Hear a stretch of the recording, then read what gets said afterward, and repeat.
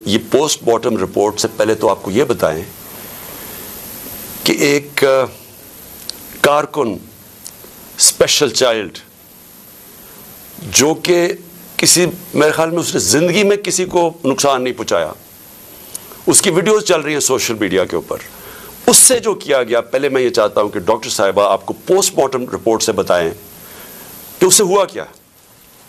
बिस्मिल्लाहिर्रहमानिर्रहीम। सबसे पहले तो मैं आपको ज़िले शाह के बारे में थोड़ा सा बताती चली जाऊँ। मेरे हलके का ये बच्चा था और 10 साल से जिस वक्त से मैं उस हलके में गई हूँ, वो हमेशा हमारे साथ खान साहब की तस्वीरें लेके, झंडे लेके, हर वक्त तो बिल्कुल खान साहब का शदाई था। और जब से यहाँ पिछले 1.5 माह से ये बाहर बैठा हुआ था, मेरी उससे रोज़ाना मुलाकात होती। एक सादा लॉ इंसान, इससे कभी किसी को कोई नुकसान नहीं दिया, कभी किसी को कोई तकलीफ नहीं। ये पोस्टमार्टम रिपोर्ट है मेरे पास जो डिटेल, इसमें उसको 26 इंजरीज थी, यानी एक इंसान को 26 इंजरीज, 26 तशद्दुद के निशानात थे उसके जिस्म के ऊपर। सबसे अहम जो था वो था कि उसके सर के ऊपर बाकायदा किसी ब्लंट इंस्ट्रूमेंट यानी किसी डंडे से उसको जोर से उसके सर पे मार के उसका ये जो टेम्परल बोन, साइड की बोन होती है, इसका फ्रैक्चर होके और उसका इंट्राक्रेनियल हेमरेज यानी दिमाग के अंदर उसके खून बहना शुरू हो गया था। उसके साथ उसके जो जिस्म के ऊपर उन्होंने तशद्दुद किया, खासतौर पे पेट के एरिया में, तो उसकी वजह से उसकी तिल्ली और उसका जो जिगर था वो भी फट गया और उसकी वजह से इंटरनल हेमरेज शुरू हो गई। और जो चौथी सबसे आखिरी जो 26वीं इंजरी है, वो सबसे ज्यादा तकलीफ है। वो बेचारा पहले ही तुमने उसको मार डाला, उसके बाद उसके सर पे इंजरी करके उसके जिस्म के ऊपर उसकी तिल्ली भी फाड़ दी, उसकी वो क्या कहते हैं ब्लंट इंजरी की वजह से उसका लिवर भी रप्चर हो गया, उसके प्राइवेट पार्ट्स यानी उसके जो प्राइवेट अज़ा थे उनके ऊपर भी तुमने तशद्दुद करके टेस्टिकुलर डैमेज किया। मतलब इससे ज्यादा तुम किसी इंसान पे क्या तशद्दुद कर सकते हैं। मैं तो ये देख के रिपोर्ट मैं आपको बता नहीं सकती कि ये हम जैसे डॉक्टर्स जो हर वक्त इन चीज़ों से, हमारा भी दिल दहल गया कि ये एक इंसान के ऊपर, और वो भी एक ऐसा सादा लॉ इंसान, उसके ऊपर इतना ज़्यादा तशद्दुद किया। मेन कॉज जो उसकी डेथ की थी वो ये था कि उसके ब्रेन के अंदर, जो उसके दिमाग के अंदर जो हेमरेज हो गया यानी खून निकलना शुरू हो गया, और जो तिल्ली और उसके जिगर से जो खून निकला उसकी वजह से वो बेचारा बच्चा जो है वो अल्लाह को प्यारा हो गया। जी शुक्रिया डॉक्टर साहिबा। मैंने ये चाहता कि आप पहले ये समझ लें, फिर से मैं ये बताना चाहता हूँ, वो स्पेशल चाइल्ड था। वो एक क्यों उससे सारे प्यार करते थे, क्यों, और उसकी ज़रा आप वीडियोस देख लें, सारे सोशल मीडिया पे उसकी वीडियोस चल रही हैं। उस तरह के इंसान से ये तशद्दुद करना, मैं सोचता रहा हूँ कि अल्लाह हम किधर पहुँच गए हैं, या हम किधर किधर तक गिर चुके हैं। क्या एक कौम इस तरह की चीज़ की इजाज़त दे, और क्या अल्लाह की बरकत आ सकती है उस कौम पे? जब इस तरह का जुल्म होता है कौम पे, और वो कौम जुल्म को सह जाती है और अपने आप को बचाती है कि अच्छा मेरे ऊपर ये जुल्म ना हो जाए। जिस तरह जानवर नहीं होते कि वो देख रहे हैं कि शेर ने आके एक जानवर को पकड़ लिया, बाकी सारे जान बचा के भाग जाते हैं। हम भी वो फैसला कर लें कि ये जानवरों का माशरा है या इंसानों का माशरा है। इंसान का माशरा इंसाफ अमर बिल मारूफ पे खड़ा होता है। वो जुल्म का मुकाबला करता है जिसको जहाद कहते हैं, क्योंकि जब वो जुल्म का मुकाबला नहीं करता तो हज़रत अली का कौल है कि कुफर का निज़ाम चल जाएगा, जुल्म का निज़ाम नहीं चल सकता। ये हमारे निज़ाम के ऊपर ये जो डॉक्टर साहिबा ने अभी पढ़ के सुनाया है, मैं आपको ये यकीन दिलाता हूँ कि ये सब आप समझ लें। अगर एक कौम इसके ऊपर अपनी आवाज़ बुलंद नहीं करेगी, और जो कमज़ोर तरीन जहाद है कि ज़ुबान से इसके ख़िलाफ़ नहीं बोलेगी, तो ये कौम को जीने का हक़ नहीं देता अल्लाह। वो कुरान में कहता है कि मेरी ज़मीन पे निकल के देखो कितनी कौमें मैंने तबाह की जो मेरे हुक्म पे नहीं चली। हम तबाही का रास्ता है ये हमारा। ये जो पाकिस्तान से हो रहा है, मैंने होता होगा दहशतगर्दों से, शायद मुल्क के गद्दारों से, इस तरह की चीज़ें होती हों। मैंने अपनी ज़िंदगी में कभी इस तरह के वाक़या नहीं देखे कि पहले एक कारकुन है, फिर वो स्पेशल चाइल्ड है, और फिर वो कोई किसी किस्म का ज़िंदगी में उसने किसी से लड़ाई तक नहीं की, उससे ये तशद्दुद किया जाए। और तशद्दुद क्या किया, सर भी उसका, उन्होंने कहा कि अंदर से खून निकलना शुरू हो गया, उसका जो जिगर है और जो उसकी जो पित्त है उसको उन्होंने इस तरह मारा बेदर्दी से, वो अंदर से खून निकलना शुरू हो गया। लेकिन उसके प्राइवेट पार्ट्स यानी उसके ऊपर तशद्दुद किया हुआ है। मैं एक और कुरान की आयत है, अल्लाह कहता है कि इंसान को कि मैंने तुम्हें अशरफुल मखलूक़ात बनाया, सबसे अजीम मखलूक, जो इंसान का दर्जा फरिश्तों से भी ऊपर चला जाता है। अगर इंसान अल्लाह के हुक्म पे चले वो फरिश्तों से ऊपर चला जाता है।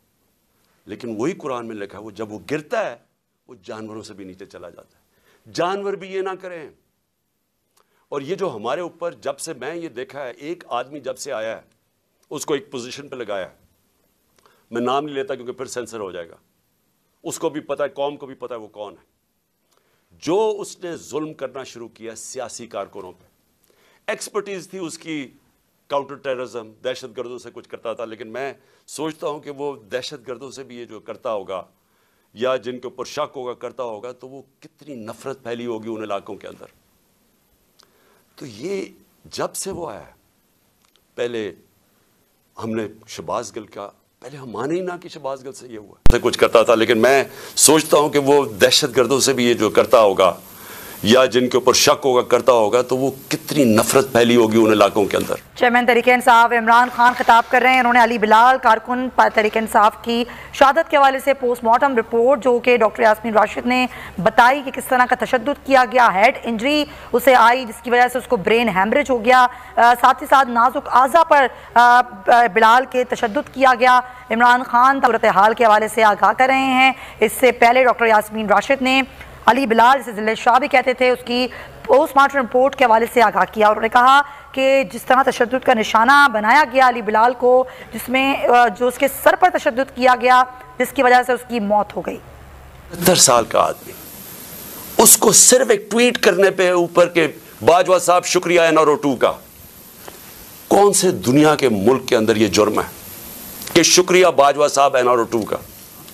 लेकिन वो कोई सुपर किंग, कोई फिरौन, कि किसी की जुर्रत पड़ गई, रात को उसको मारा, पोतियों के सामने उसको 3 बजे आके घर में तशद्दुद किया, फिर उसको उठा के लेके गए और नामालूम अफराद के हवाले किया जिन्होंने नंगा करके उसके ऊपर तशद्दुद किया। और जब उसको मार रहे थे तो सुना रहे थे उसकी चीखों की आवाज़ें, और उसमें बता रहे थे उसको कि बताओ ये इमरान खान से किया जाएगा। ये इन लोगों से पाला पड़ा हुआ इस कौम को। उसके बाद अरशद शरीफ से वो सबको पता क्या हुआ, क्या अरशद शरीफ का कसूर था। सारी कौम जानती है कि वो राय हक का आदमी था, कोई उसका ज़मीर की कीमत नहीं थी, कोई उसको ख़रीद नहीं सकता था, डरा नहीं सकता था। उस जैसे जर्नलिस्ट से, सहाफ़ी से इन्होंने किया। और फिर सोशल मीडिया के बच्चों से, मैंने आपको बताया माँ बाप का मुझे आया कि हमारा बेटा अभी तक ठीक नहीं हुआ, कोई ट्वीट करने पे उसको उठा के ले गए, 2 दिन उसको रख के यही नंगा कर के मारा। वो कहते अभी तक वो ज़हनी तौर पर ठीक नहीं हुआ। कितने सोशल मीडिया के बच्चों ने मुझे ये बताया कि इन्होंने ट्वीट्स के ऊपर उठा के ले गए उनको। दहशत कि कैसे किसी तरह हम इनको भेड़ बकरियों की तरह बना दें, खौफ इतना फैला दें कि इनको गुलाम बना दें। और फिर सहाफ़ियों के ऊपर उनको जलील करना, उनको यानी इमरान रियाज को पकड़ के उसको जेल में 4 छोटे से कमरे में बंद कर दिया, गंदे से कमरे में। उसको समी इब्राहिम जैसे सहाफ़ी को उसको जाके जलील करने को, एयाज़ अमीर दानिश्वर, उससे जो किया, जमील फारूकी को उठा के वो बता रहा है नंगा करके, उसको नंगा करने का शौक़ है। साइकोपैथ है, मैं आपको बता रहा हूँ, नॉर्मल आदमी इस तरह नहीं करते। ये कोई प्रॉब्लम है, कोई ज़हन के अंदर ज़हनी मरीज़ है जो इस तरह का तशद्दुद कर सकता है।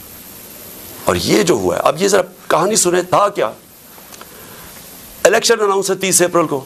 मैं बार बार कह रहा हूं कि जब इलेक्शन अनाउंस हो गया तो एक पार्टी ने अपनी लॉन्च करनी थी कैंपेन, आगे दिन थोड़े से रूट अप्रूव होता है, डॉक्टर साहिबा को पता है, इनके से तय होता है, अच्छा इस रूट पे जाना है। उनको कहते हैं जी थोड़ा सा आपको दहशतगर्दी का खतरा है, आपको ध्यान रखना पड़ेगा, तो ध्यान रखें।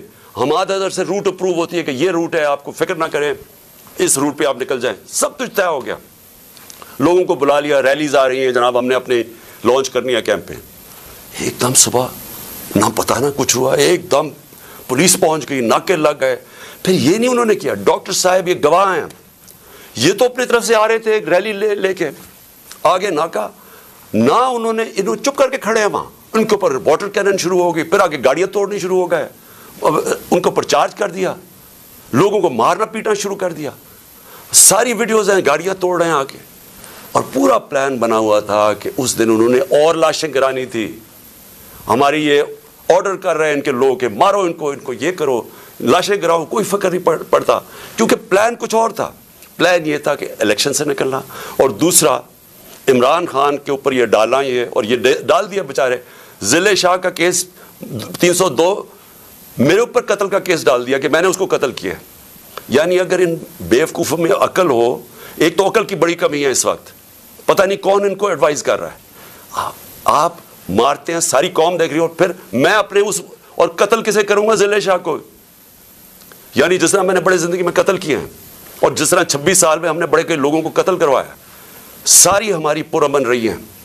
और डॉक्टर साहब गवाह हैं, इनकी गाड़ी फिर तोड़ी गई, वहां बैठे हुए उनको पर अटैक कर दिया। तो इनका प्लान था एक, लोगों को मारना, इलेक्शन से निकलना, तसादम करना, और दूसरा उस दिन पूरा प्लान बना तो उठा के मुझे बलूचिस्तान लेके जाना था। ये प्लान था।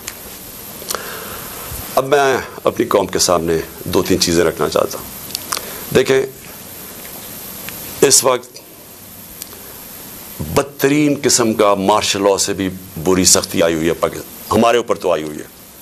वो दूसरे जो मर्जी करते फिरे, पुलिस एस्कॉर्ट उनके टैक्स पेयर के पैसे पे वो अपनी कैंपेन कर रही है, कोई पूछने वाला नहीं है, बल्कि पूरी मदद की जा रही है।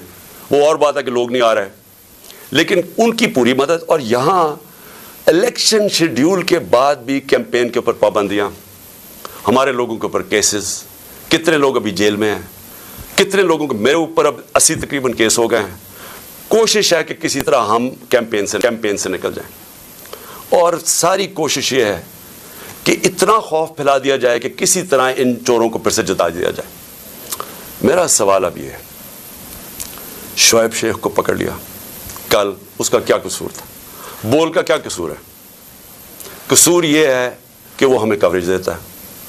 कसूर ये है कि वो जो कंट्रोल्ड चैनल्स इनके हाथ में हैं, जिनको पैसा भी चल रहा है और जिनको कंट्रोल किया हुआ है, उनमें से तो ब्लैकआउट हो गया। तो जो 1-2 चैनल्स हमें दिखाती हैं, 3-4 चैनल्स, उनको तो किसी तरह बंद किया जाए। इसका कसूर ये था, और मैं इसको आज खराज तहसीन पेश करता हूँ। इसने मुझे बताया कितने केसेस इसके ऊपर कर रहे हैं, कितना प्रेशर डाल रहे हैं कि किसी तरह इमरान खान की कवरेज ख़त्म करो, और उसको कल पकड़ के जेल में डाल दिया। ARY को कल बंद कर दिया। बंद किस चीज़ के ऊपर करा, अभी तक ये भी नहीं हमें पता बंद किस पे किया, बस इमरान खान की कवरेज नहीं देनी। पेमरा का कल इनको अदालत ने कहा कि पेमरा को कि मेरे ऊपर से बैन उठाओ।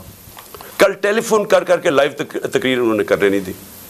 और ये इलेक्शन का या चंद महीने, हफ्ते रह गए हैं, इलेक्शन के महीने में उनको टेलीफोन कर करके मेरी तकरीर नहीं करने दी। अभी कौन इतना ताकतवर है कि हाई कोर्ट के फैसले के बावजूद वो हुक्म करता है कि जनाब इमरान खान को नहीं दिखाना, और वो नहीं दिखाते? कौन इतना ताकतवर? फिर एक और ड्रामा हो रहा है। जिले शाह के बाप को पहुंच गए हैं सारे, ये पुलिस पहुंच गई उसके घर, पता नहीं उसे क्या हो रहा है। जोर ये लगाया जा रहा है कि किसी तरह केस पीछे हटे। जब सबको जिले शाह के वालिद ने बताया कि कल क्या हुआ है, आई विटनेसेस है, उन्होंने देखा इसको उस पुलिस वैन के अंदर, जो प्रिजन वैन थी, वो देखा सबने। उन आई विटनेसेस की स्टेटमेंट है कि हुआ क्या, गवाह बैठे हैं। उसके बावजूद कोशिश की जा रही है कि जी एक्सीडेंट हो गया या कोई और वजह बता दे उसके मरने की। ऊपर से 302 का मतलब कि मेरे ऊपर डाल दिया केस। ये कौन कर रहा है? ये कवर अप कौन कर रहा है? किसके पास इतनी ताकत है कि ये कवर अप करने की कोशिश कर रहा है? हम जब पुलिस वालों से अंदर से पैगाम आ रहे हैं, जी हमने नहीं किया, ये कोई नामालूम अफराद ले गए थे। कवर अप मेरा किसने किया? अरशद शरीफ का कवर अप कौन कर रहा है? मेरी JIT को सैबोटाज कौन कर रहा है? कौन इतना ताकतवर है कि पुलिस को हुक्म देता है कि आपने गवाही नहीं देनी मेरी JIT में, और फिर JIT का रिकॉर्ड सारा गायब, और फिर JIT को एक केयरटेकर गवर्नमेंट खत्म करवा देती है, और फिर अरशद शरीफ का कवर अप कौन कर रहा है? कौन उसकी JIT आगे नहीं बढ़ने दिया जा रहा? और यही लोग अब इसका कवर अप करेंगे, क्योंकि इसमें से चीजें और निकलनी है। पुलिस ने कहना हमने नहीं किया, हमने इसको पूरी तरह केस लड़ेंगे। ये मोहसिन नकवी जो प्लांट किया हुआ, जो किसने प्लांट किया इस मुल्क, इस पंजाब के ऊपर चीफ मिनिस्टर, इसके ऊपर हम केसेस करेंगे, आईजी के ऊपर करेंगे, वो जो सीसीपीओ बनाया हुआ उस पर करेंगे। अदालत ने, सुप्रीम कोर्ट ने कहा कि जो पुराना सीसीपीओ है उसको वापस रीइंस्टेट करो, उसको अभी तक रीइंस्टेट नहीं किया। अदालतों के फैसले नहीं चल रहा है, अदालत कुछ कहती है या उसके ऊपर अमल नहीं किया जाता। कौन है इतना ताकतवर कि उसके पीछे ये खड़े होके सारे मुल्क के कानून तोड़ने के लिए तैयार है? वो गवर्नर क्यों नहीं, केपी का क्यों नहीं गवर्नर डेट दे रहा इलेक्शन की? वाज़ेह है, सुप्रीम कोर्ट ने कहा 90 दिन में होना है, वो क्यों नहीं दे रहा? कौन उसके पीछे खड़ा है जो वो डेट नहीं देता? सवाल मेरे सारे आखिर में पाकिस्तानियों के लिए, देखें, हमने बाहैसियत कौम फैसला करना है। क्या हमने इस जंगल में रहना है जिसका कोई अब मुस्तकबिल नहीं है और अपनी तबाही का रास्ते की तरफ जा रहा है? मुल्क तो डूब रहा है, माशत तो तबाह हो गई है, सारे चोर ऊपर बैठ के हैं, अपने 1100 अरब रुपए के केसेस ख़त्म कर दिए हैं, पैसा इनका बाहर पड़ा है, 100 रुपए से ज़्यादा इनके होते हुए डॉलर महंगा हो गया, रुपया गिर गया। यहाँ कौम गरीब होती जा रही है, इनका पैसा बाहर पड़ा है, इनको फ़ायदा ही फ़ायदा है, दौलत में इजाफा हो रहा है पाकिस्तान के मुकाबले में। तो हमने यहाँ पे बाहैसियत कौम फैसला करना है। हमारे पास 2 रास्ते हैं, एक गुलामी का रास्ता और तबाही का रास्ता है, और एक अपनी हकीकी आज़ादी का रास्ता है। मैं अपनी सारी कौम को आज कह रहा हूँ, देखें जो ज़िले शाह से हुआ है, अगर आप सब के दिल में वो तकलीफ़ नहीं है जो आज हम सबको हो रही है, यहाँ डॉक्टर साहबा बताएंगी नहीं, वहाँ औरतें रो रही हैं हमारी, जो हर रोज़ इसको देखती थी। इसने 4 महीने हमारे साथ उधर धरने पे गुजारे, आज से 8-9 साल पहले जब 2014 में हमने धरना किया, 4 महीने ये वहाँ बैठा रहा। ये वो ऐसा इंसान था, इसे सब प्यार करते थे, और इसकी आप वीडियोस देख लें कि आपको पता चलेगा कि कैसा एक भला मानस इंसान, एक जिसको कोई दुनिया की कोई चीज़ ही नहीं थी, एक इश्क में काम करने वाला आदमी, अगर उससे ये कर सकते हैं, उसको तशद्दुद करके मार सकते हैं, और ये कौम चुप करके तमाशा देख सकती है। मैं फिर से आपको कहता हूँ, हमारा कोई फ्यूचर नहीं है।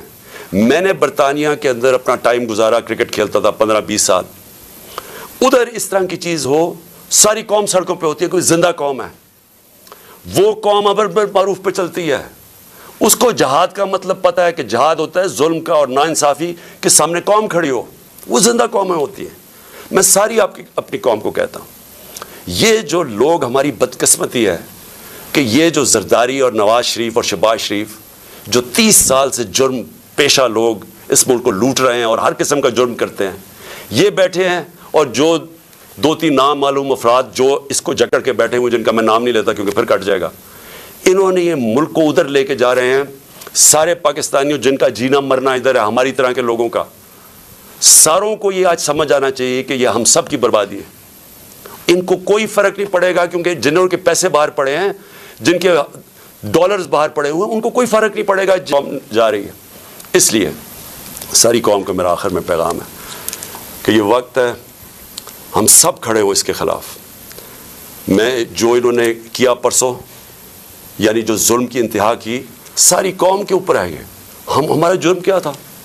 आप अगर कोई जुर्म भी ना करें, आइन और कानून के बीच में चलें, और फिर आपके ऊपर डंडे बरसाएं, लोगों को मारें, गाड़ियां तोड़ें और कत्ल कर दें, एक वो इंसान यानी जिसको शायद इतना तकलीफ़ ना होती औरों की जितनी इसकी ज़िले शाह की तकलीफ़ है। मैं सारी कौम को आज कहता हूँ कि आप सब तैयारी करें। हमने इस हकीकी आज़ादी की जहाद में हमें सबको तैयार होना चाहिए कि हमारी जान भी चली जाए, लेकिन हमने अब पीछे नहीं हटना। पाकिस्तान